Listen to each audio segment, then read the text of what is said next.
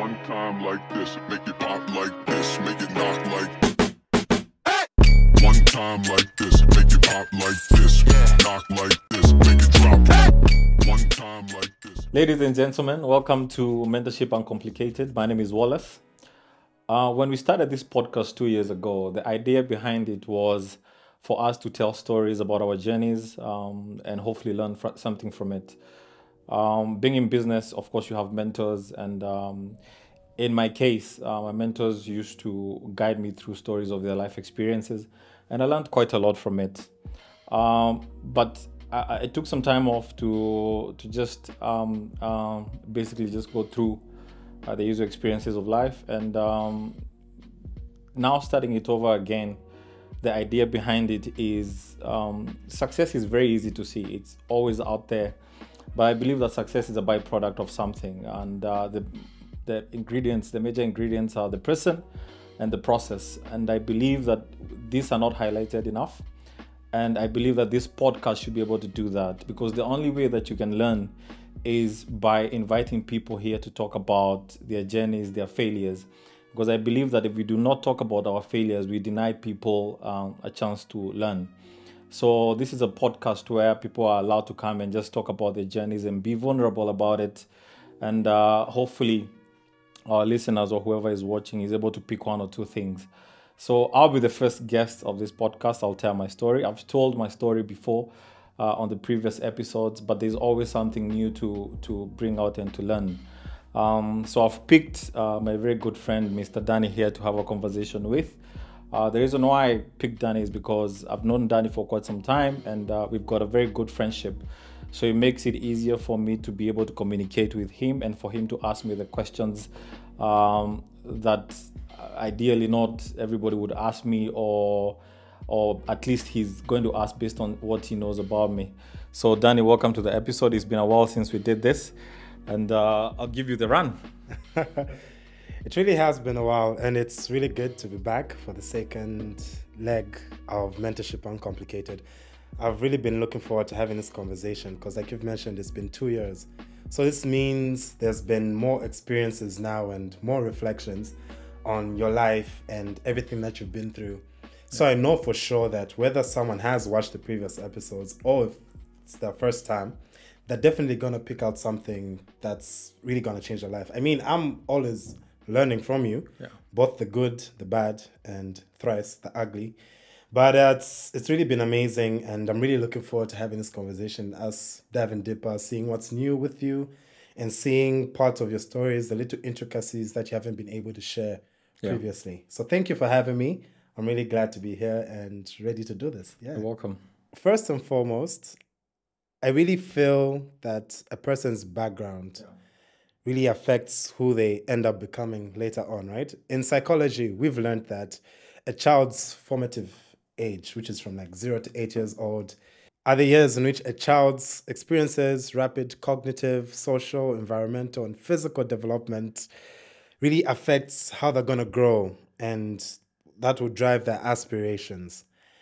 I'm really trying to find out here, what experiences have you had growing up in your formative years, your early years from 0 to 8, that have really come to affect who you are as a person today? Okay, thank you for that question. I think, so I'll go back to my history when I was young. Actually, when I look at it now,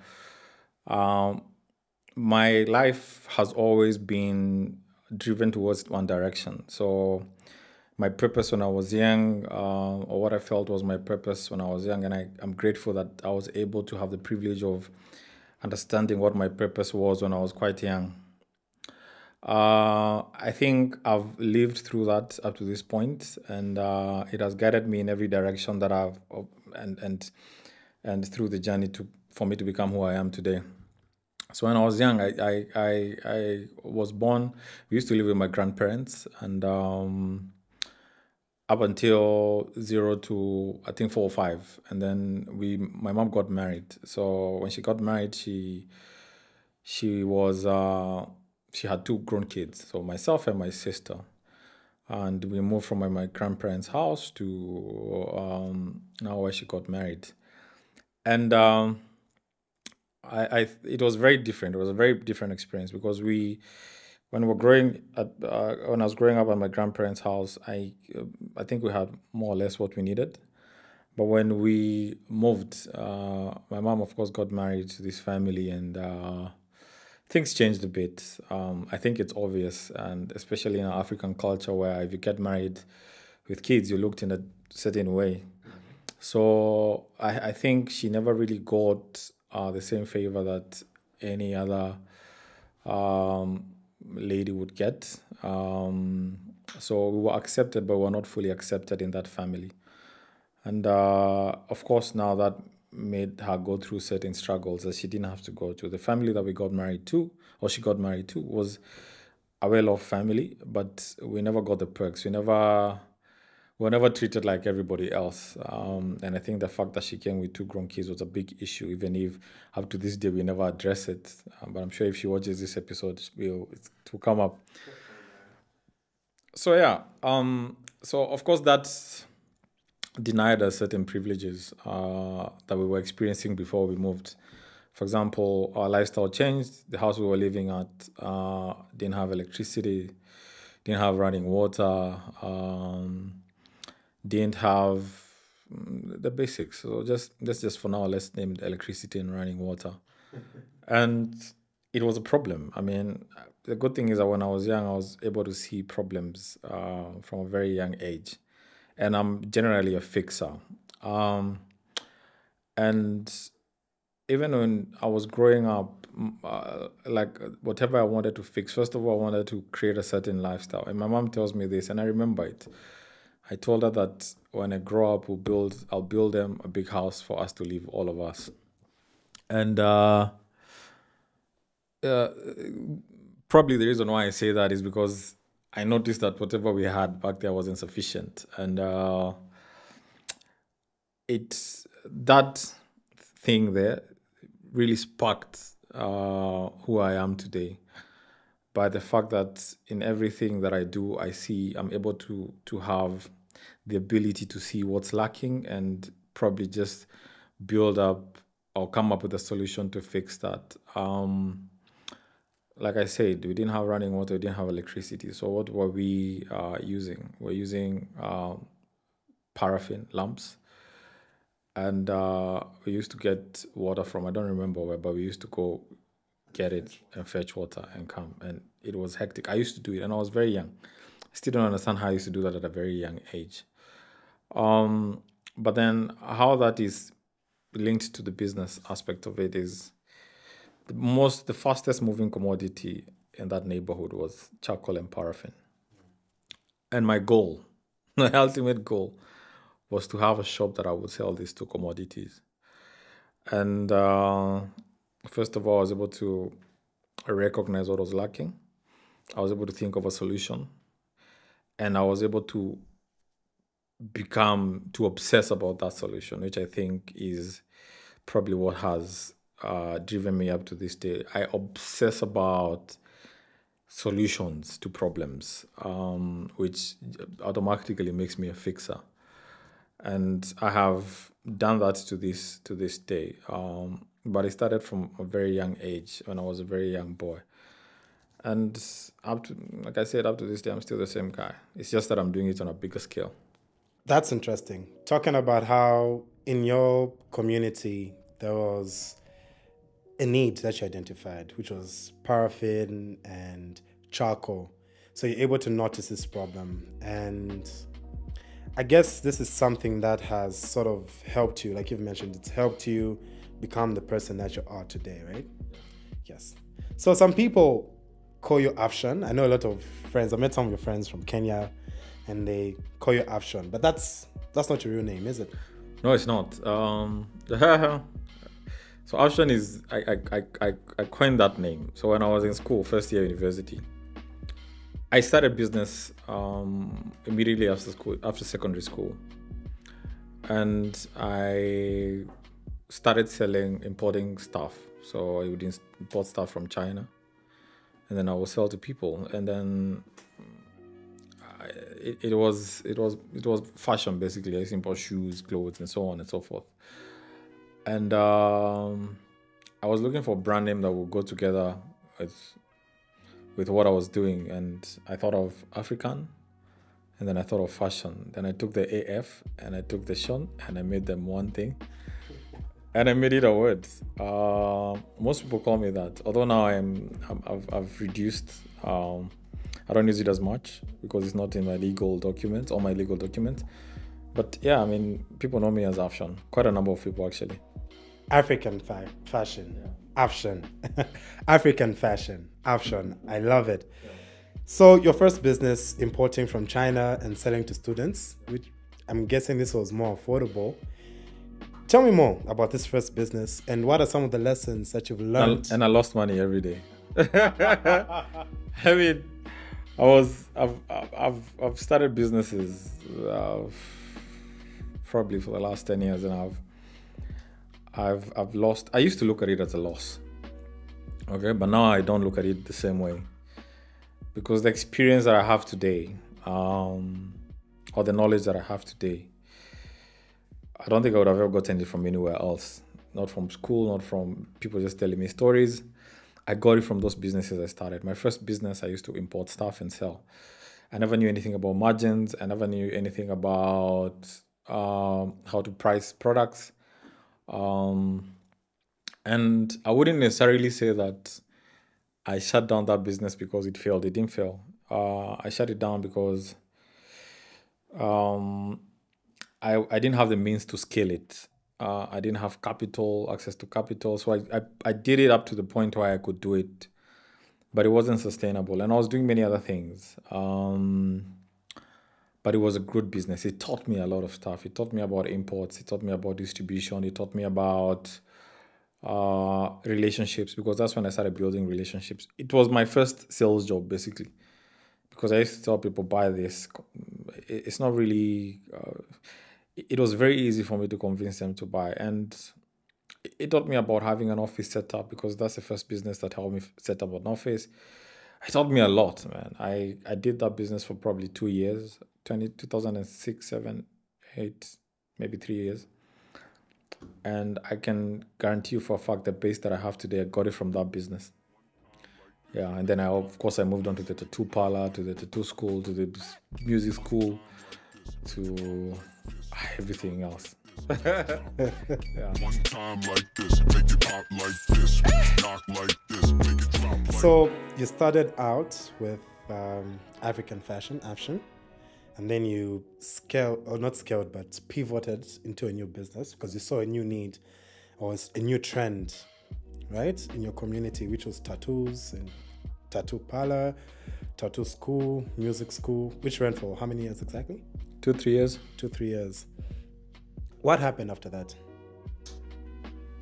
Hey, I started, so the DJing thing was a very big deal for me. So you're DJing at the same time that you're running these businesses? So what happened is, we had 3 businesses at the same time. So we had the DJ Academy. So we had the same place I was in, the same people were selling the imports too. Also the same clients that used to get tattoos. So I opened a tattoo parlor. Very good business actually. Back then, because it was new and everybody just wanted to get tattoos, but we were doing temporary tattoos. And then eventually we transitioned to permanent tattoos. But then we moved from our location where we were, because we're in the middle of town, and then we moved to a bigger space. So where we had the tattoo parlor, the DJ Academy, and the tattoo school. So it was a whole floor. And I don't think I was even 20 at this time. Man. Yeah, I mean, I built these businesses, but I had a partner at that time, and which is something actually people need to learn about partnerships. I think half of the businesses I started that didn't work out is because of the partnerships that I had. We're not aligned in terms of our common vision. We never had anything like that, the direction of the business. So I think the partners that I had always had a vision of the destination, but they never really factored in the journey, the process. So every time things got a bit hard, they would pull out, and then I would go back to square one. Excuse me. And that's what happened to all the businesses. Most of those businesses, they were not. we were all not mature enough to understand what actually goes into a business, because running a business is rough. It's people don't talk about it enough, but it's hard. And if you don't have partners that are there for that journey, it's not going to work. So I remember when the biggest challenge I had was when one of my partners came and said, "Oh, I need my DJ equipment." That's what we were using in the DJ Academy. Yeah, so I had to start hiring, and we were hiring at a lot of money at that time. It was, I think, 3,000 a day. 3,000 shillings was what, $30-40 a day. Wow. A lot. It's not sustainable. Very unsustainable. You've got 10-15 students. They're paying maybe $100 a month. It's not. You're renting a whole floor that you're paying maybe $200-300. It's just not sustainable. So, but in the process, I learned how to DJ. I was a bad DJ at that time. Before I moved to Rwanda, Yeah. I was a horrible DJ, but I knew there was money there. So, and that's why I keep telling people that hard work always beats talent. Because when I moved to Rwanda and I saw an opportunity, I used to practice probably 3-4 hours a day without fail. And I got really good. And I got booked gig after gig after gig after gig until I became a big deal. Because I worked hard. I never saw myself doing radio or TV or any of this stuff.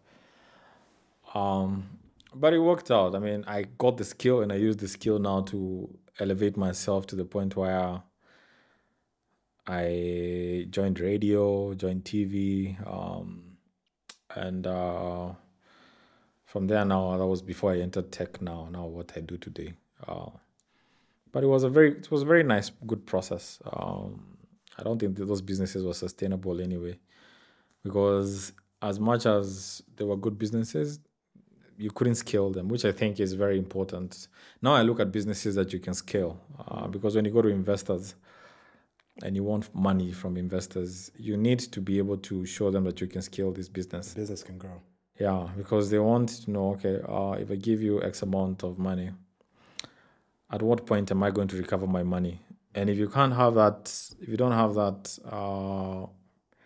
that plan, it becomes a big problem. Even for yourself as you're building a business. If you really can't see scale, it becomes very hard. Yeah. So you've got this online. I think that's where your tech really started, because you had this online business. Yeah. Right? So I started the online business, which was always my dream. When I was in Rwanda, after I went to Rwanda, did radio TV, went to Burundi, did radio TV, did radio, went to Congo, did radio. And then when I was in Congo, that's when I met a guy there who later became my partner, but that didn't work out. And that's how he wanted to build an app. And I spoke to a friend of mine, and that friend of mine now introduced me to Jens. And that's where basically I started now doing real business. Tech started there. So as we were building the app for this guy, I noticed that Jens and I were very aligned. Like we had some sort of chemistry that was sustainable and could build a business. He was a tech guy, I was a business guy. We could relate, which is very important, because for those who don't know, Jens is my co-founder and my partner. We've known each other for about 10 years, right? And I don't think Jens and I have ever fought like those major fights. No, we rarely disagree about anything. There's times when he codes something or when he builds tech and I don't like, and he's like, this is staying. But even what he builds, it's really good, but it just needs to be tweaked. But we have very healthy disagreements. And from that relationship, we built a lot of products, yeah? I mean, most people know of what we built, Afri Delivery, and now Afri Supermarket. But before that, we had built like 10 other products. We built Afri Taxi. We built Kids Cab. Did I ever tell you about Kids Cab? No. Literally my first time. Is this a cab for kids? Yes. So we built a cab for kids. And the plan was to launch it in Zimbabwe. I did the whole thing. Build the app, got drivers. I was in Zimbabwe at this time. We did branding. We did photo shoots. We had a proper product, but then it became a security issue. So guys started asking questions like, how are you going to manage security for these kids? And we didn't have answers, man. Mr. Ido and I. But it was just one of those products that were there. And what else did you build that we stopped? And we still own this IP up to this day. But yeah, my tech life started from that, and we're very good at building products, but I was still teaching myself how to build a business because those two are different. Those two are very different things. Building a product and building a business. building a product and building a business, and I feel like this is when now I'm ready. I'm mature enough to build a business and a product, and that's why I decided to jump back on this podcast because I feel like I've got quite a lot of knowledge to share and experience, and it's working so far. It's working so far. Right, dude, it's working. That's really amazing. Looking at you, right? Afri Online is now on its way to 6 years as a registered business in Zambia, or Afri Delivery. At least I know that much. Don't ask me how. Congratulations, man. Congratulations. A study by the US Bureau of Labor Statistics shows that approximately 20% of new businesses fell during the first 2 years of being open, right? And 45% during the first 5 years. Of course, this is an American study, but I think it falls true around. I've did a bit of research and a lot of people sort of tallied this. And you can see also that about 65% will fail during 10 years. So in short, only 45% of businesses will make it past 10 years. Which is quite high, yeah. Yeah, but you are right now definitely part of the 55% that have made it past the 5-year mark. Yeah. But what I want to know is this.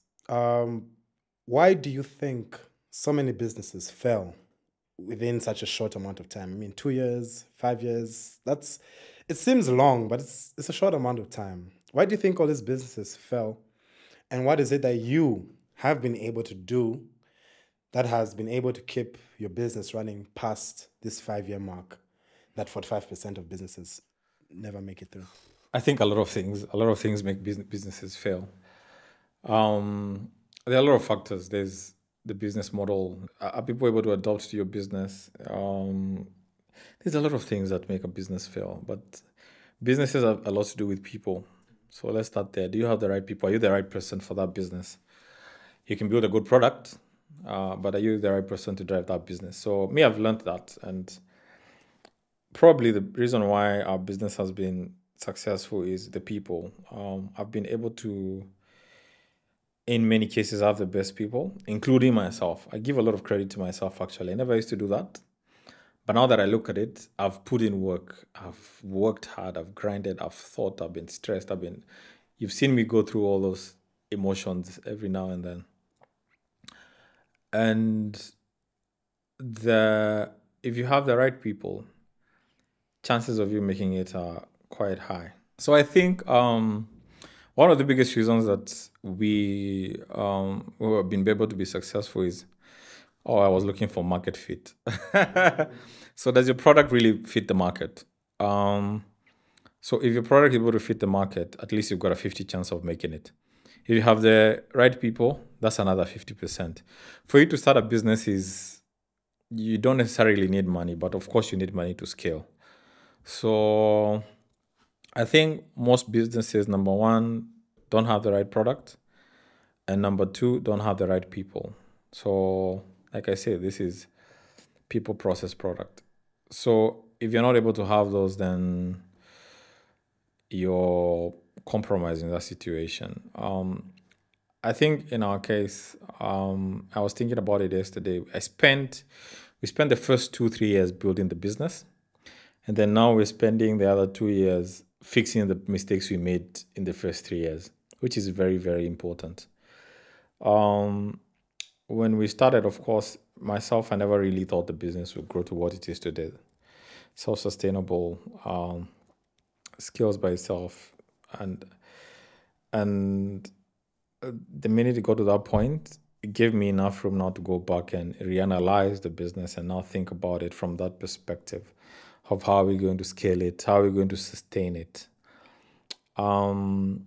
So that helped us. It grew too fast, okay? And then we're able to recognize the mistakes we made in the beginning, and now we're able to fix them. We're still fixing them as we go.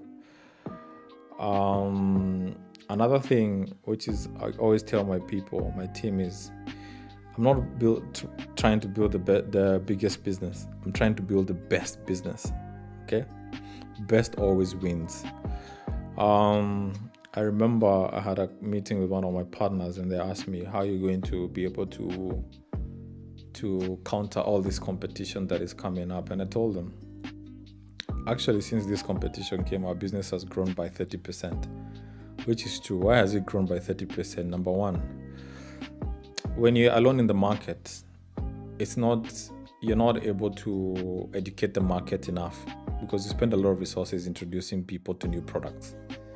But when you're many, you've got someone advertising the same thing that you sell. Okay? So that means you can compete on other things, service. Okay? In our case, it's service. And the good thing is that our customer acquisition, which means us getting new customers, we were able to do that early. So we've got the customers. So what are you working on now? Customer retention, keeping the customers. How do you keep the customers? By giving them the best service. Okay. So my answer to that partner was, my goal is to keep doing what I do. My partner can do what they're doing. I will keep doing what I do, because the reason why my customers will stay is because of the service they receive from me. You understand? Which is the best service. So as much as it is their concern whether we're going to be the biggest, it is not my concern. My concern is, are we going to give the best service to our users? And our users expect the best from us. They want us to treat them as they deserve to be treated. And that's how you keep your customers, man. So I do believe that our business will be there for the longest time. And it will keep growing. And the ingredients to building a business for that long are not really, they're not things I can just come and put on the table and say, just follow this process. It's just something that you just have to find out yourself. But two things you need to understand: have the right people, have the right product. Then the rest you figure it out as you go. I love that. That's really amazing. It really shows. I like what you're saying about building the best, because this way it sort of makes you focus on your product, makes you focus on what you're actually working on. I think most of the times when competitors come into the market, like we saw not so long ago, I think about a year and a half, maybe 2 years ago, here in Zambia, we had the biggest online taxi hailing service. And then competition came in, and that sort of drove them out of business. Would you like to comment on that? Yeah, I mean, I can comment. And I commented about it a while back. I think as a business, you really need to have some steel balls. You need to have a certain level of self-belief. And you really, really need to be consumed by it. It's an obsession. Okay. So that when you're not shaken by some of these things, because there are many decisions you make, hasty decisions you make in business that really affect you and bring out your weakness. Okay. And I keep saying that you should never let your customers see the weaknesses in your business. Even if we're going through tough times at work, my goal is to make sure that my customer never says that, because they will lose confidence in your product. Okay. So if you believe in your product, even if competition comes, competition is always good.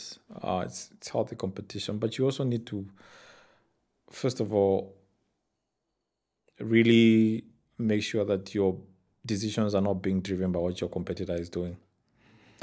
That's a very dangerous route to follow, because the person with the most money wins.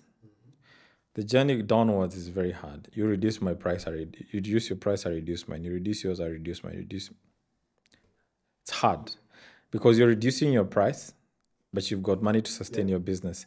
I'm reducing my price. I'm depending on that money to run my business, that revenue to run my business. So I compromise my business. You'd rather have 10, 15 customers that you're servicing and you're servicing them well than losing your business. Again, so it's tough. But also now, like I said, back to the people. If you have the right people, they're able to sustain such things. You really need to be very, very strong to deal with some of these issues, man, because business is war. It's a fight.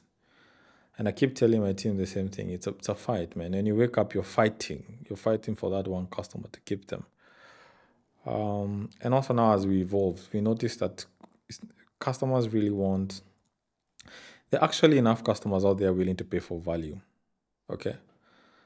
So what that means is that if you're able to have a business and you create value and you can show that value to your customers, they're willing to pay you a little bit more. And that's why it comes down to the best business. You understand? Because you can have... How many clubs do you go to?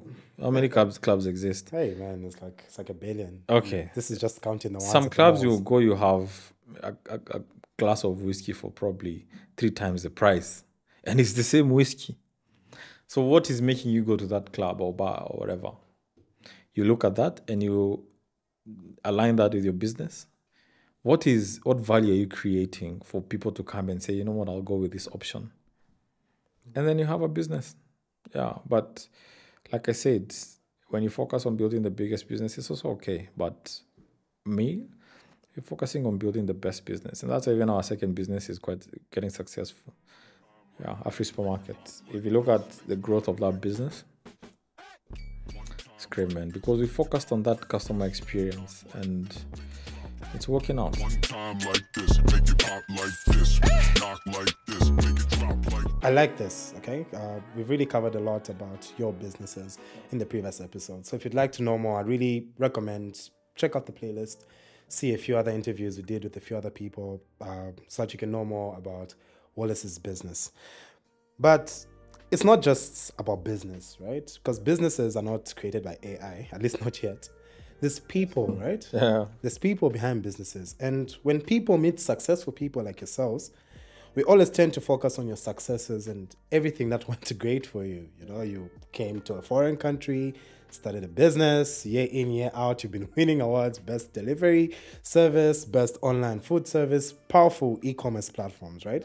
And we tend to focus on these and assume, oh, wow, there's so much glitter around your life, so everything should be golden. But it hasn't, has it? No. You personally have had down and under moments, right? Where things are just crazy. Yeah. Could you tell us what that has been like? Yeah, I mean, building a business is, you know, people come and tell me they want to be entrepreneurs, and I almost want to tell them not to do it.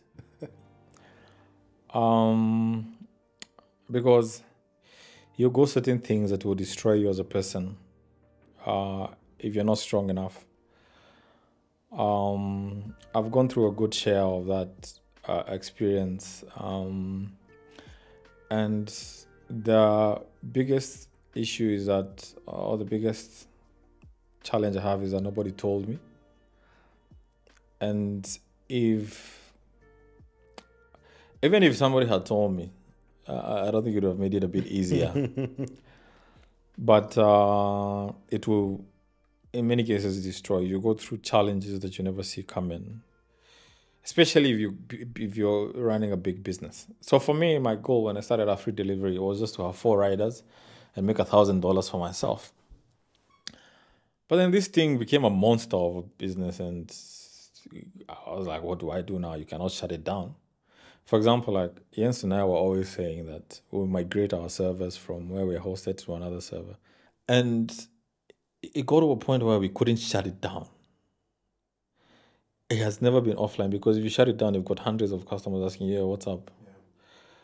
So it grew to what we never expected. Me, I never expected that. And then as it grows, it comes with its own demons. It comes with issues that everything is solvable, okay? But then it's hard when you're going through it for the first time. You receive letters for the first time. You're being sued for the first time. I remember one of my partners told me that I should normalize court. It was like, as you grow your business, you need to normalize court. And I didn't know what he was talking about. But now I see it. I mean, you ask yourself why businesses have legal departments. There's a reason. And those legal departments are always full because there's always some issues that come with running a big business.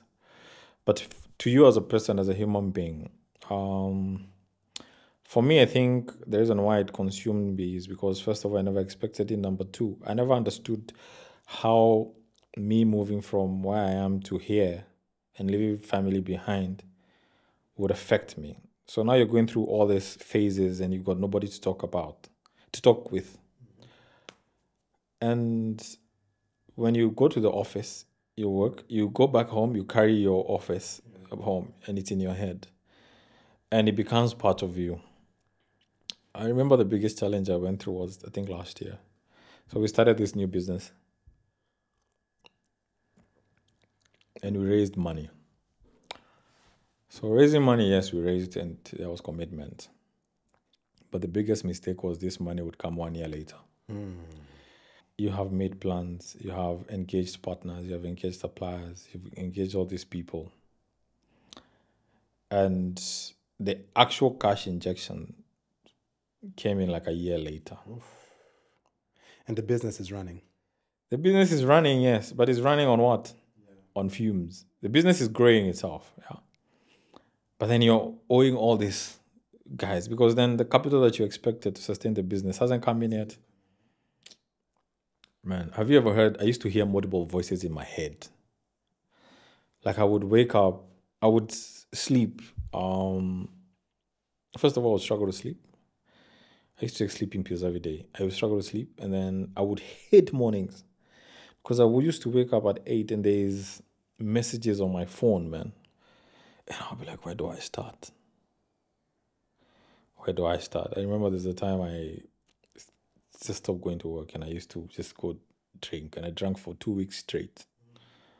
And I don't think this was going to solve anything. But the good thing is that the businesses themselves are not affected. But personally, me, I even thought of leaving it. I was like, you know what? Do I really have to do this? Because I analyzed my life and I was like, for me personally, what do I need? I've got everything. I've got shelter. I've got food. I've got clothing. I've got a bit of resources. I can just go home and chill. So all this extra work I'm putting in, what is it for? And that's why it's important for you to know your purpose, because the minute you understand your contribution to the world, you're happy contributing. You don't feel like it's an inconvenience. I prayed about it a lot and I took some time off, which was the best time, and worked on some self-awareness for you to understand who you are, for you to separate yourself from your business, for you to look at the business as it is, and for you to look at yourself as you are. And that was probably the best time of my life, because I was able to understand to what extent I can let things affect me, to what extent I can let people affect me, to what extent I can allow people or situations to get to me. And now I'm very easygoing, I'm chilled. I mean, I wake up, go to the office when I need to go to the office, not drinking anymore. And everything just seems to work out. And I like it. I'm in a very good space mentally. But the biggest struggle, the biggest problem is that I had to go through that process. It destroys you. It destroys you, destroys your confidence, your self-esteem. And if you don't have the right support system, you will lose it. You'll go mad. So it's something that people need to talk about. It's something that people need to be ready for. And it works out eventually. It works out, but you have to be able to separate yourself from the actual business as a human being, because the problem with founders, that's your baby. So it's hard for you to leave it and say, oh, F it, I'll deal with it when it comes, or when I can. But it's something you need to do. Because when you look at yourself and examine yourself as an individual, you're actually in a very good state. Yeah. But if you let problems of the situations or the business is going through or anything that you're doing become part of you, and then you become that, it will consume you, man. You will live unhealthy lives. You will practice, and it's just one of those things. I even don't like thinking about it, because I never really liked the person I was at that time. There's some traumas you go through, like your phone rings and you're like, my phone is always on D&D up to this day. Do not disturb. I've got 10 people that can call me directly. I think you're one of them. Definitely. Yeah. But it's also something that you heal from. But it's also very rewarding, yeah? It's rewarding. You being able to, for me in my case, like I've been able to provide employment for hundreds of people. I've got a ton of freedom, which also now comes to how do you define success. Success, first of all, is relative. And it depends on the individual. So for you, success to you might be you getting 1 extra gig or 2 extra gigs or whatever. So success is not this predefined thing that exists out there. Something you define for yourself. You define for yourself. So when I started looking at it like that, from that perspective, I noticed that I was actually doing quite well. I mean, if I wake up today and decide I'm not going to the office, there's nobody that's going to call me and ask me, hey, where are you? If I wake up today and decide I'll work from a different country, I can easily do that. If I wake up today and decide I'm going to eat this, I can easily do that. So if you look at that to me is success. On top of that, am I able to provide employment? Am I able to pay my people? Am I able to wake up and create some sort of impact in the society? I'm able to do that every single day for the last maybe 10, 15 years.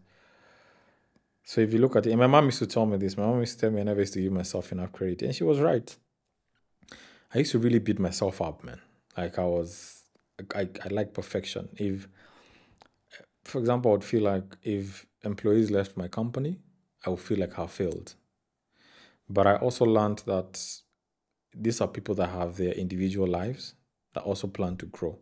If they feel the environment that they're in, they're not growing, they have the right to go and grow somewhere else. And I detached myself from that. And I was like, you know what? I wish you all the best. And now if you leave my company, you're not my enemy, unless you disrespect me or abuse me. Because I also want you to grow as an individual, and I don't take it personally. So learning to go through such things and growing in that, and you having peace with yourself, for me, that's success. And people at the office will tell you now that I'm quite chilled. I don't shout the way I used to, remember? I don't get angry the way I used to. Yeah. But also now I feel like that energy now also trickles down to the business, because everything just now starts working out. But this is a phase that everybody has to go through, I guess. If you're lucky, you have mentors, you have sponsors and all that stuff. And they'll support you. But you have to build yourself as a human being to be able to go through those experiences. And in many cases, they'll break you. Yeah. But you have to rise up. Yeah. One time like this, make it pop like this, knock like this, make it drop like 2 weeks straight. That's crazy. That's hectic. Yeah. I think I joined you on some of those. Yes. Yeah, I think when you're overwhelmed with pressure, you sort of tend to look for escapes, right? Yeah. For some, it's substance abuse.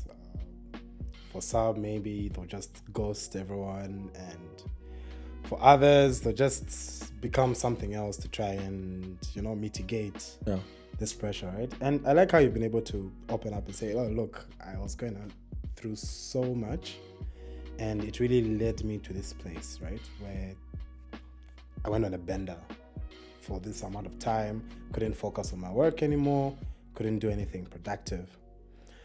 But I know that over the course of you trying to meet your definition of success and you going out there to achieve your dreams, you sort of learned how to cope with pressure. Yeah. What are some of those things that you learned? Do you take breaks, time off from your day to day? How often do you do this? Are there people that you choose to spend this time, this day breaks with? Yeah. Tell me more about your time off, in short. Tell me how you cope with pressure. First of all, the first thing I did is make sure that I surround myself with good energy. So good energy means people, the place you're at, what you drive, where you go. I mean, where you're present. You need to have some good energy around you. But one thing that made me worked well for me was just having a sober mind. Like not feeling like I have to drink to think and also now I recognize when something became a problem. Because for you to wake up and decide, I'm going to drink today, every day for like 2 weeks. At some point, I think I did it for a month, Then you have a problem. So you have to understand, if you have a problem, you have to work on this problem, first of all. So the first thing I did is have a sober mind. Once you have a sober mind, then you're able to start thinking straight. Once you start thinking straight, you're able to face your problems. Because another thing that I used to run away from my problems. But I now face them. Like if I have an issue, I'll face it. I will say, okay, this is what is needed. This is the challenge. This is the confrontation I have to have. This is what is going to happen. Do I have to go and attend to this? This is what will happen. So I'm not really scared the way I used to. Like if there's an issue, I'll face it. And I noticed I got rid of a lot of problems that way. Like just facing issues can actually help you deal with them. And I got a lot of support from family, like good vibes. My sister, my brother, my mother. We talk every day. And got a lot of support actually from them. Those guys fixed my life 100%. They still do up to this day. And that helped me a lot. But I also, what I did is I analyzed my life too. And I was able to create boundaries. I know my values. So I started aligning myself with people that share the same values or understand and respect my values so that I don't feel like I have to compromise all the time. So if I get into a room with somebody and the energy they're giving me is not an energy I like, I move or I leave or I confront it and I discuss it with them. So that helped me a lot. But the biggest thing that has helped me is just self-awareness. Who you are, what you're doing, the problem you're going through, how you're going to face it or fix it. And it has worked so far. And then just making sure that the small things around you make sense and you're happy about them. You need to create some joy around you. I think most people really spend a lot of time trying to please other people other than themselves. But if you just analyze yourself and look at what makes you happy and comfortable and work on it, fix that, focus on that, I think it's achievable, man. It is achievable. If you want to eat this, work on eating that. If you want to do this, work on doing that. For me, I prefer working from home. I would do that. I want to go to the gym 4 days a week to do boxing. I do that. And it's working. That's really encouraging. Do things that are going to work for you. I've also recently, based on the issue of substance abuse, I've also recently decided to put myself on a break. My aim is 90 days. So far, so good. I started on the 2nd because the first. How many days have you gone? So today, since the day of filming, I think today is like my 25th. Wow, congratulations. Yeah. But it's not really. How do you feel? I feel great. The first week was bad because you never know that you have a problem until you have. You do not know you've got a problem until you know you've got a problem. Yeah, like I remember even when I stopped, I wasn't sober for like 5 days, man. Like your mind to adjust now to, and it's crazy. I mean, I went, I was having a conversation with people, and it's like I wasn't having a conversation with them. You feel like you're somewhere, floating somewhere, and I was like, I don't want to have this feeling ever again. Yeah, so I understand what you're talking about. So, like, yeah, so living for yourself, and it's really helped. It's really helped me a lot. I think it's helped me, number one, get my focus right, and also to ensure that I'm able to perform at the best caliber when I'm sober-minded. Because when I'm sober-minded, I'm able to see things as they are. Yeah. You know, when you're not yourself, for whatever reason, maybe you're emotionally high, literally taking a drink, it tends to fluctuate the reality of things. Sometimes things seem worse than they are, Yeah. which tends to be the case most of the times, because you become so depressed, you become so engulfed in your problems that things appear so much bigger than they actually are. Yeah. But sometimes also it could make you overestimate your capability. Yeah. I'm sure we've seen a lot of people who, you're like, dude, you're drunk, you can't drive. You're like, no, I'm not drunk, I know myself. Yeah. And next thing you know, oh, crashed his car or did something. Yeah. So I think it's really important. I really love that point. But another thing I learned is how to surrender. What I mean by that is the universe is, in many cases, trying to tell you stuff. Yeah. You really need to surrender sometimes and just let things go the way they're supposed to go. Don't always trying to be fixing things. For example, in a relationship, if it's not working, it's not working. Stop forcing it. Okay? Stop forcing it. Because you spend so much energy and time trying to engineer things. But the universe will always tell you, this is not working. Just surrender and stop trying to fix things. And once I did that, I was like, everything just fell into place, man. You'll be shocked at what you overthink. The power of the mind is something, man. The mind will magnify problems to the level that you're almost losing it. And there's certain things you take for granted, and they're probably the most important things in your life. For example, did you wake up healthy? You wake up, you're already thinking about issues, but you don't take time to acknowledge that you're actually alive and healthy. Things are going good. Yeah, because let me tell you something. Everything else you're working for becomes useless the minute, first of all, your body is not feeling right. Let's start there. So you have to be able to get in a place where you're able to just look at your position and be grateful. Gratitude is very important. You wake up, you've got electricity, you've got running water, you've got a TV in your bedroom, you've got Netflix, DSTV, you've got a car parked outside, you've got someone that's coming to cook for you, doing your laundry.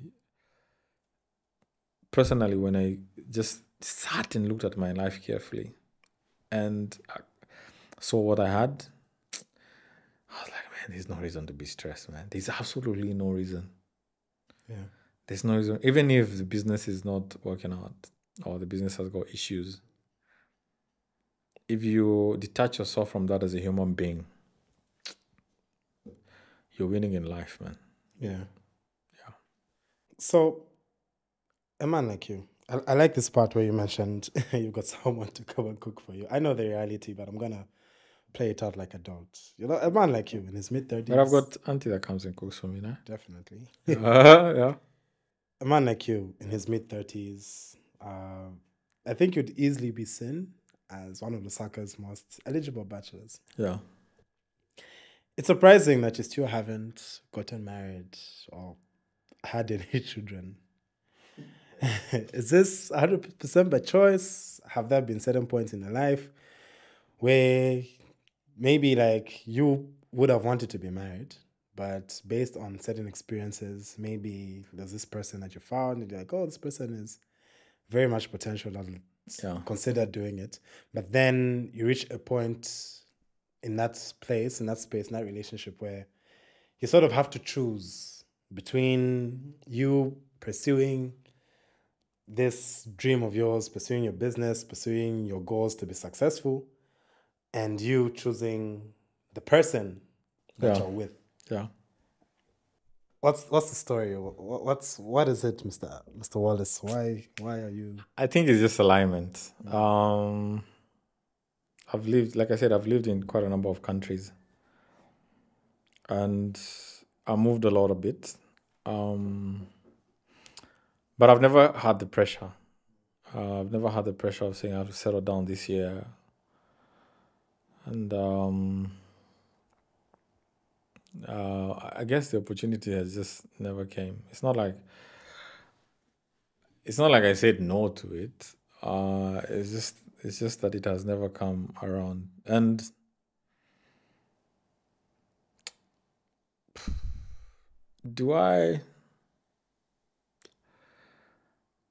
have I ever felt like, oh, I miss children and all that stuff? I don't think so. But business has always been my first choice, or what I do, my purpose. Let me call it my purpose. And I've got children, my employees, always coming to me asking me for things, and I enjoy it. But my own family, eventually, I'll have one, depending on God's plans. But I've never woken up and said, oh shit, I need to have a family this year. Oh shit, I have to get married this year, next year. I never get that pressure from my family. Nobody in my family is married, man, and they're all older than me. It's just my younger brother. So it's not really something I woke up and decided, oh, I'm not against it, and it's just alignment. It just hasn't come about. If it comes about, I'll know. I'll feel it. But I'm also, I feel like I belong to the world. What do I mean by that? Not the streets. Not the Not the streets. Let's clarify that. What I mean by that is that, and if I told you about my ambitions, you'll be shocked. I mean, you know them, I've told you. I'm the kind of person that wants to have homes in different countries. I'm the kind of person that wants to just move around and just see the world. So I haven't really just said I want to settle here and just like, no, I believe the world is there for us to see. And I keep telling people, don't get married until you leave your country, man, because there's so much out there that you haven't seen. If you decide to, take your partner and go see the world. But for me, it's just alignment. It hasn't come about. Yeah. But when it comes, I'll let you guys know. There's a person that you were involved with once, and at some point she put so much immense pressure on you. And this was, I think, during one of those times when, business is crazy. Yeah. Things are wild. Not really wild in a bad way, but this person is putting pressure on you to get money from the business so that you can buy a car. And buy a Mercedes-Benz. I'm just wondering, man, do such things, such experiences sort of make you feel like, look, the reason maybe why you're not married is because you feel like partners want the benefits that come with being business? Yeah, being successful in your field. And that awards you certain freedom. You don't need to be at the office every day. Yeah. Definitely you're reaping better rewards from the business because you've sowed in more seed. Right? So is it like a situation where people want the benefits that come with being with Wallace, minus realizing the work that it puts in? Because you said your business is your number one priority, your employees are like your babies. But here's a person saying, oh, get money from your business so that you can buy a car. And there's nothing wrong with the car that you have. It's a really great car, man. First of all, I was very shocked and disappointed at the same time. Because the car I was buying was a pretty good car. I think I called you to come and test the car. Yeah. And I wanted to get that car because I wanted to be able to move country to country. Like I can drive that car across the border and all that stuff. But the biggest issue is, first of all, you're doing that. Clearly, you don't understand how businesses run. You cannot make such decisions where you just wake up and decide, oh, let me just get money from the business. It doesn't work like that unless you're a criminal. That's theft. Yeah, it is. If you want to make a purchase like that, yes, the company can do it for you. but there's procedures in place to do that. If the company is able to. That's why I talk about alignment. If you have a partner and you're not aligned, or your values are not aligned, chances are very high that you will collide on one or two things. I like nice things, but at what cost? You get? So I don't feel like, of course, what I am and what I have is always an advantage. But any partner I would get needs to understand that it can come, it can go. And it has its own life. You understand? I'm not my business. The business is not me. It has its own life. I've got mine. Yes. It has its own accounts. I've got my own accounts. So you cannot come and look at me as if I am the business. Okay? And I make this very clear. But I also put myself in spaces where I hang out with smart people that understand this. Yeah.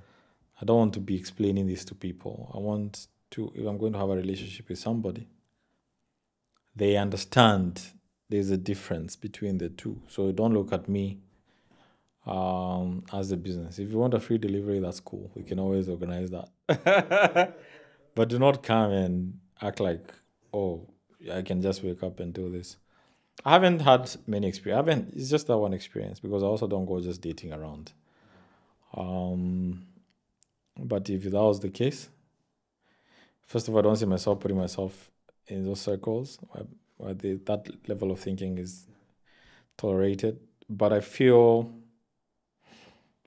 of course, it matters because what you have is probably what puts you in those circles and what you're doing. But you also need someone that will be able to differentiate and to know there's good times and bad times. They need to be ready for anything. But I also feel like it's an advantage if you date someone that has some sort of resources. Yeah, it is. It's important. You need to be able to have that. They need to be able to have that level of security so that when things are not going well for you, hopefully, even if they don't support you, they can support themselves. Okay? Because you don't want to have the stress of having to support yourself and them, especially if you're not married. If things don't go right. But I don't think I've had those experiences yet. And I don't think I'll have them. Because I think I've spoken about this issue too many times. So people know that this is what's happening, yeah. I understand.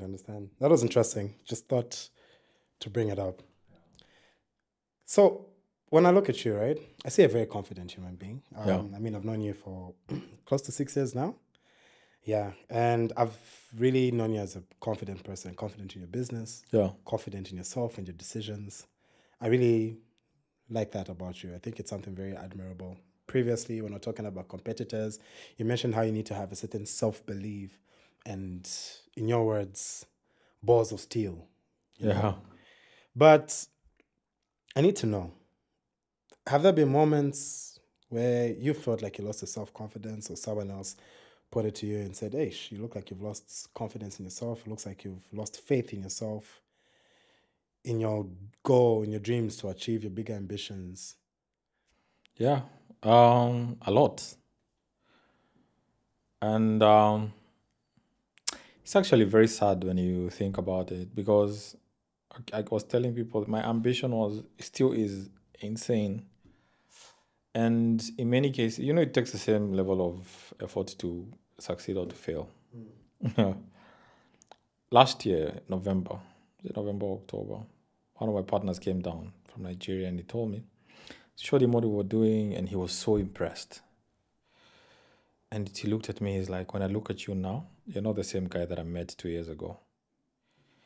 You look like you've lost, you stopped believing in yourself.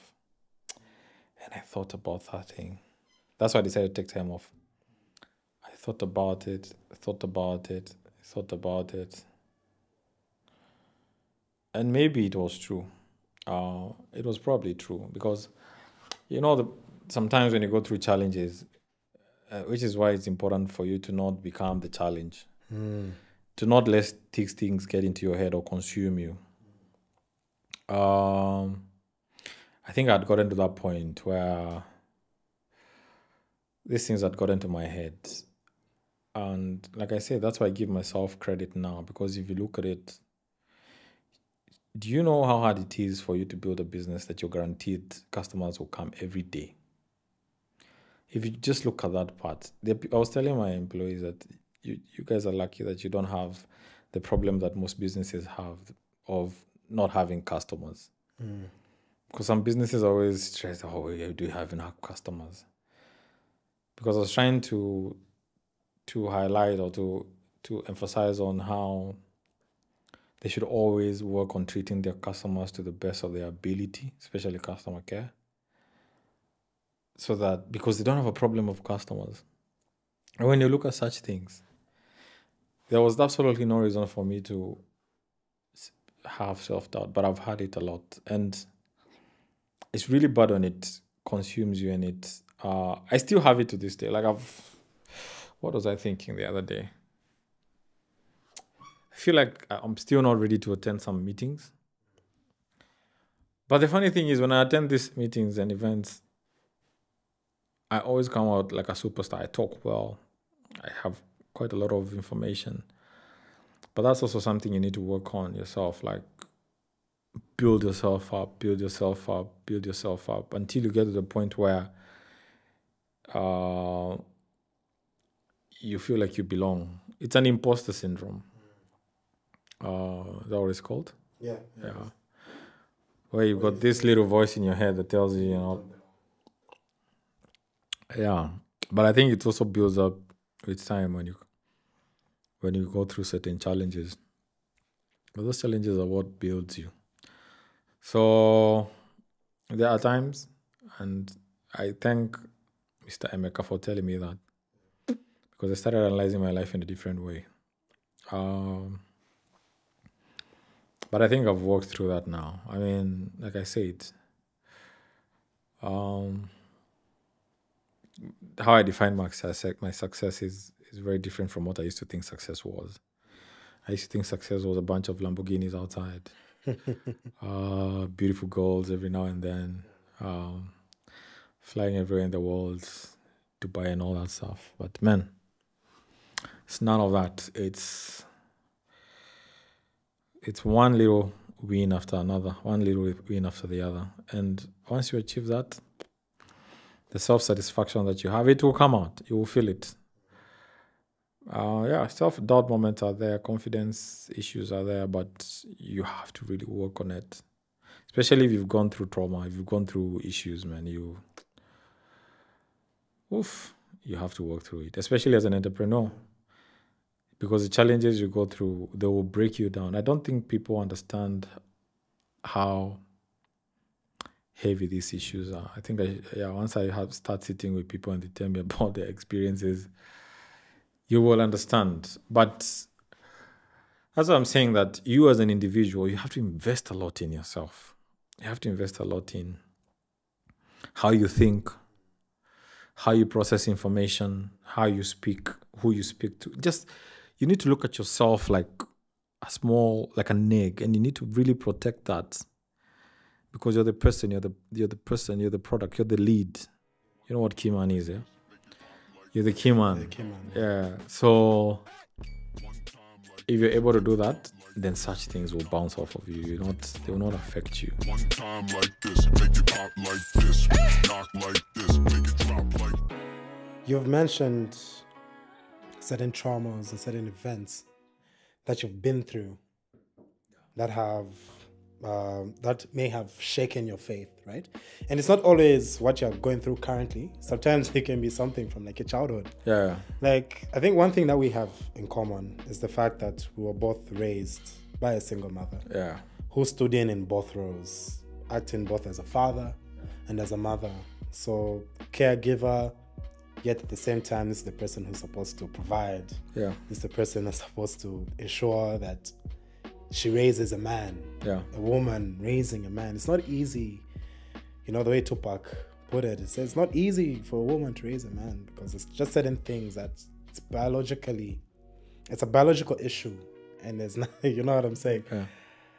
I want to know, right? Because you've mentioned having faith. Have you ever felt that the absence of your father has made you maybe seek out a father figure, look for your father, or in a way to sort of reestablish that faith in yourself? No. I went to look for my father, by the way, yeah? I think I told you. I didn't find him. Yeah, and then I went back home. That was 2 years ago or so. But I have to give credit to my mom because she's done an excellent job. So my mom was a single mom, and so my mom left when I was very young. I think I was 10 or 11, and she came back 15 years later. So I grew up with a single mom, but she was also absent. So during this time, I was being raised by my grandparents. Did an excellent job. My grandfather, amazing job. I remember my grandfather used to visit me in school. with the newspaper. Visit me. Visit you. Yeah, with the newspaper. And he visited me once, and my aunties did the other days. But I think I had a father figure in him. Of which now I see now as a grown-up. My grandmother too. I also spend a lot of time with my aunt. I never felt like I was lacking anything. My mom did an excellent job at instilling the confidence that I needed in life to be great. And also the world taught me, yeah? Because when she left, even if she's somewhere, she's still not there. You cannot go to her in the evening and tell her, oh, this shit happened to me during the day. Yeah. So you just have to learn how to deal with these things yourself. And I had to deal with life when I was very, very young. I can survive in any environment. You'll be shocked. Me looking for my dad, what was I looking for? I still don't know. Up to this day. We drove for maybe 5-6 hours to look for him. One way. And then drove another 6-7 hours back home, another one way to look for him. And we found some old man that knew him, and stories here and there. Went somewhere, had a great meal, went back home. But it hasn't really affected me. I don't think I've lacked anything in my life. Of course, it would be good to say, oh, this is my dad. But if the dude doesn't want to be around, then it's cool. I don't think I'll be an absent father. I've learned at least, I think it's a good experience if you raise kids. I can see the pride in my mom. My mom is very proud about her kids. She has poured a lot in me personally. I mean, I think my sister thinks I'm actually quite favored. She's telling me I'm the only one that can convince my mom into giving me any amount of money that I need. And I think I've really been a great son, good son. I've changed the world in some way. In a small way, but in some way. But I don't think it has really affected me that much. Yeah. I think it's really great that you've created this environment where you're able to find confidence within yourself. Yeah. It sort of drives me to my next question. There's this popular saying where they say, it's lonely at the top. Yeah.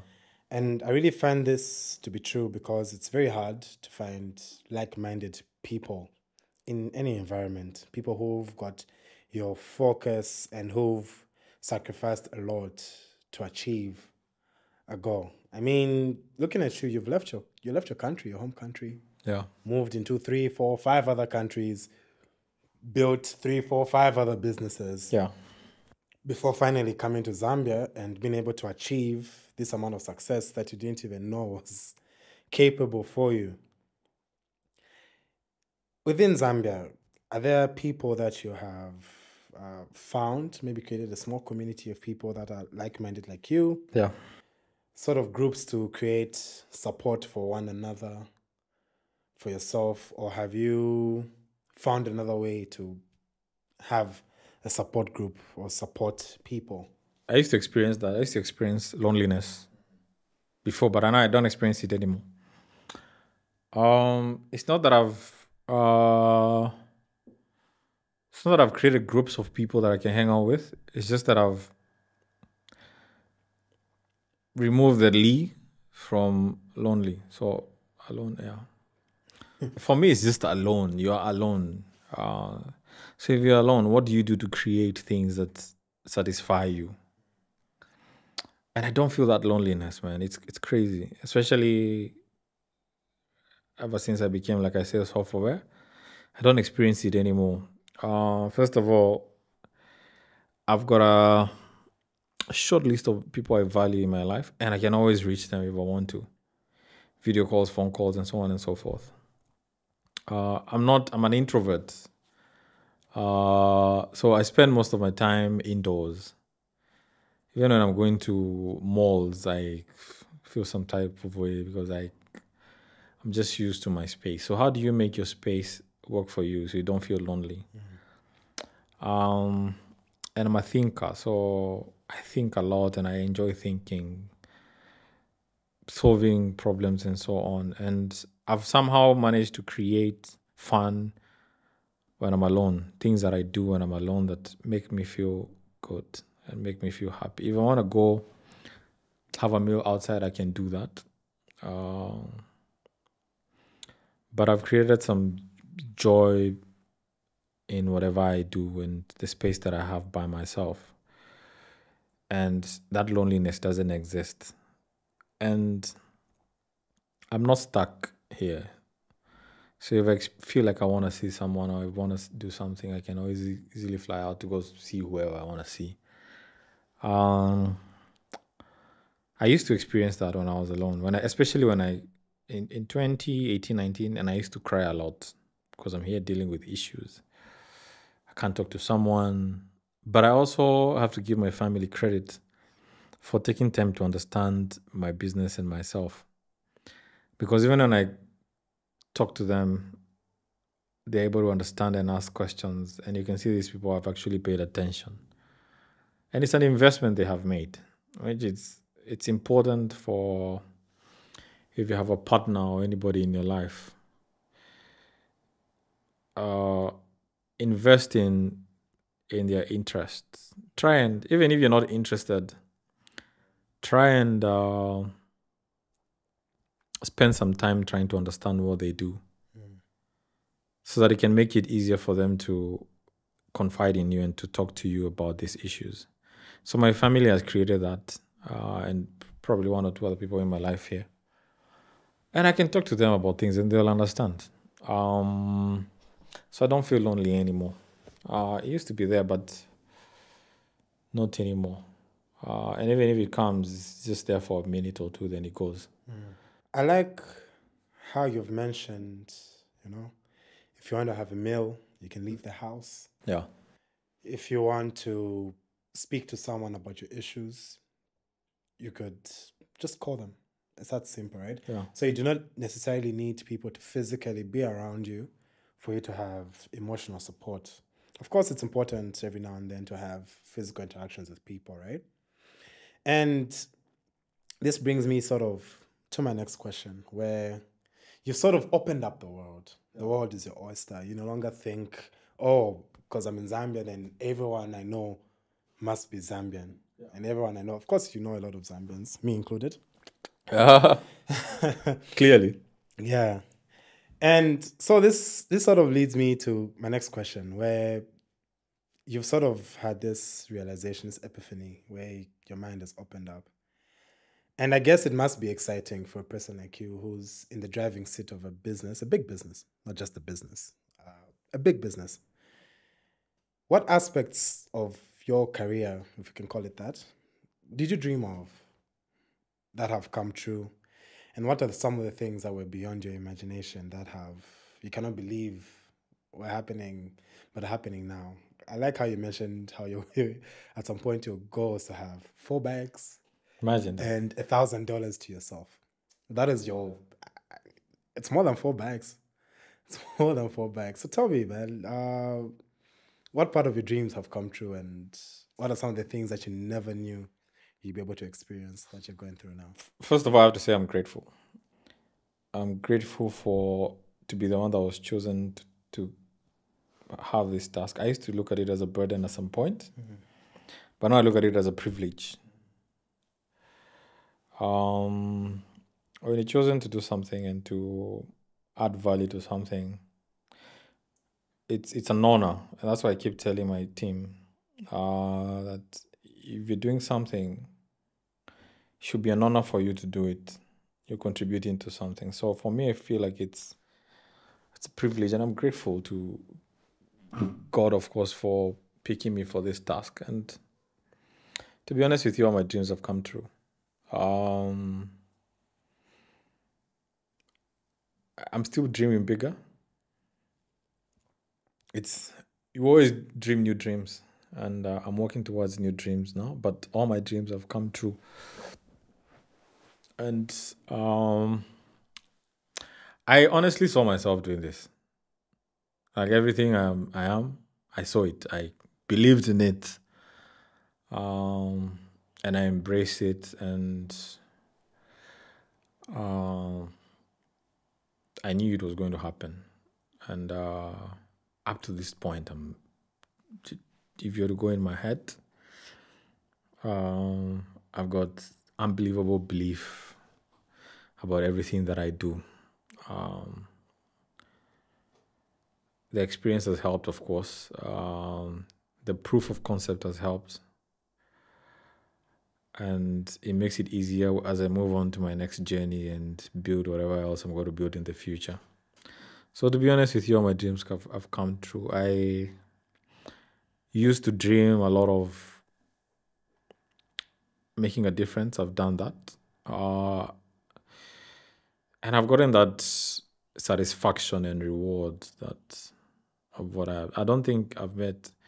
And it's very encouraging, because when I go for events and I meet people, they tell me what you guys have done is crazy.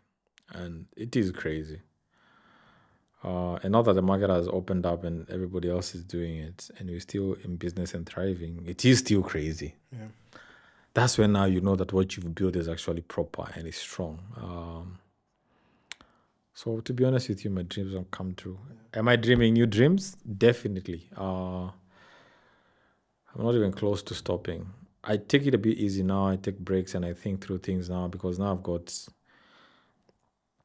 other people involved, partners, investors, and so on. And I don't want to just take risks. Yeah. Unnecessary risks. But if I just take time and look at my life, I think I'm okay. That's amazing. When you Google Wallace Ngige, a lot of results come up on Google. I just use the word Google and Google twice. When you Google Wallace Ngige, a lot of results come up. I've seen videos of you on ITC, International Trade Center Forum. I've seen your name on a lot of Zambian blog sites, Hot FM, one of the most happening radio stations. I've seen you on BBC. I've seen you on so many forums. Yeah. I think there's also a UN forum. I think that's pretty amazing. I don't know. Did you see yourself? Didn't Forbes do something on you? Yeah. I was on Forbes in I remember I bought the Forbes magazine when I landed in Zambia, 2016, 26th of October, 2016. And I was on that magazine. Wow. Crazy, right? Yeah. Yeah. I saw all of it, man. Let me tell you, if you put in enough hard work, chances of you making it are quite high. Yeah. And if you work as hard as I did, chances of you making it are almost guaranteed. I worked hard, man. If you knock enough times, the door will open. I worked hard. If I look at it back then, I used to grind, man. Even how, what I surprised myself about is even how I did what I did. I don't understand. I don't think I would do that now. But I thank God because He gave me the power to do it at that time when I needed to do it. But I saw it all, man. I believed it, obsessed about it. And I can see it. Even when I close my eyes like this, I can see it. I can see the way the future looks like. Clarity. I'm that clear, man. And yeah. I saw myself getting there. I love it, man. So amazing. All I can say is congratulations in your journey, and there's still so much more. I'm really looking forward to see the rest of the amazing stuff that you do. It's interesting. I mean, I think one of the biggest accomplishments is, of course, after Afri Delivery, we moved on to Afri Supermarket. We started that business as a joke, yeah? And that business came before, the idea came before Afri Delivery. I wanted to open Afri Wholesale, or like basically a business just for groceries. And I told my sister this when I was very young. My sister was making fun of me the other day. She was like, when you were young, you said you always wanted to open a supermarket. And look at you now, you're all grown and you actually opened one. Yeah. It's just digital and it's open to the world. But I thought after delivery there was a bit of luck. And I was hoping that the second business would not be affected by anything. And that's how you know that now you can actually build businesses. If you open one, it works, then you open another one and it works too. That's how you know now you're becoming a proper entrepreneur. Yeah. And if you look at how that business has done, man, it's amazing. And the good thing is that all the mistakes we made with Afri Delivery, we didn't make with the new ones. And it's just a smooth operation. It's very incredible. I wake up in the morning and look at it every day. It's beautiful, man. Yeah.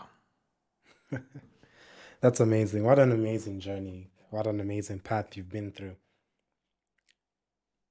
In conclusion, right? Yeah. I like what you said earlier. You mentioned that when people come to you and ask you, and I know a lot of people have come to you for mentorship and so on and so forth. And sometimes you feel like almost telling them, don't start a business, right? What would you say in conclusion? So imagine people coming to you, asking you for mentorship, people coming to you and saying, hey, look, I want to quit my job and start a business, or I want to quit uni and start a business, or I want to start a business. Of course, your first thing is don't start one.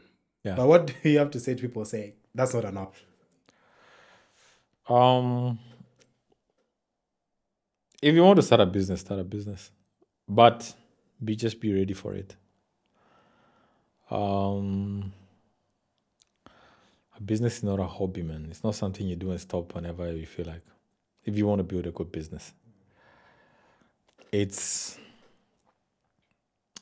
looking for, and I decided I'm not going to be doing one-on-one mentorships, because some of the guys I was mentoring didn't have that obsession in them. They wanted it as a hobby. This is a side thing I'm doing.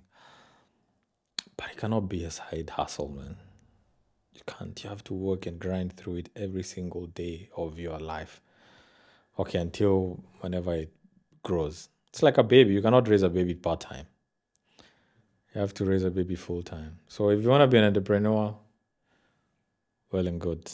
But just be ready. It comes with a lot of issues. So you have just to work on yourself, man. Work on yourself as a human being. You have to be incredibly sober-minded. Because if the pressure gets to you and you're not able to handle it, can kill you, literally. Yeah, and depression is a norm. You will get in and out of depression every now and then. And you need to practice healthy ways of dealing with the kind of pressure that comes. If you're lucky, then it might be a bit easier for you. But I know one thing for a fact, everybody starts from zero. So you just still have to go through that process. But it's very rewarding. Once you get past that, it will give you joy.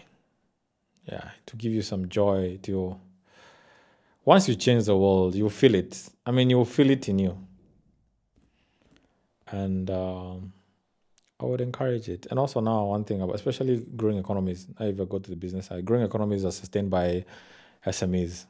I think one of the reasons why Kenya is successful is because there are a lot of middle-class people. These middle-class people come from small, medium enterprises where you build a business and you hire your friends. You guys have got a business, 4 or 5 people that are getting paid good money.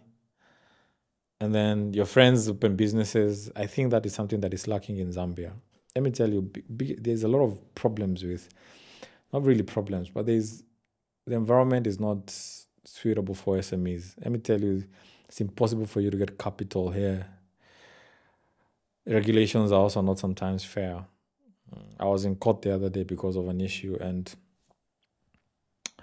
I was looking at it, and we solved the issue, yes. But that issue didn't have to go that far. And there's a very big disconnect between regulations and the reality of the business. Because I was asking some of the regulators, have you been able to understand my business and examine it and know what we do and know our bottom line and so on? Just because employees are coming to work doesn't necessarily mean that the business is making money.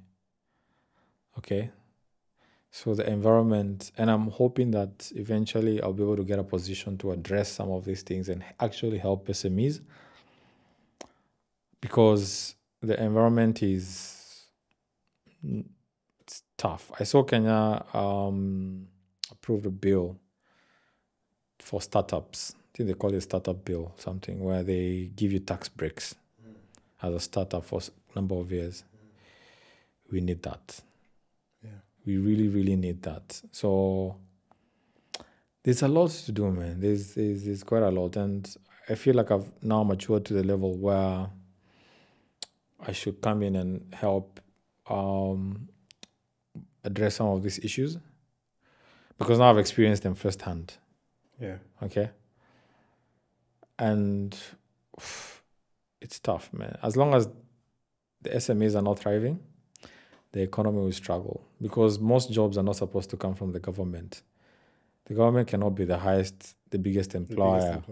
Cannot, man. You cannot sustain an economy like that. Unsustainable. Yeah. Especially now where the economy is Yeah, you need to build small, medium-sized enterprises for them to employ people, private businesses. Yeah.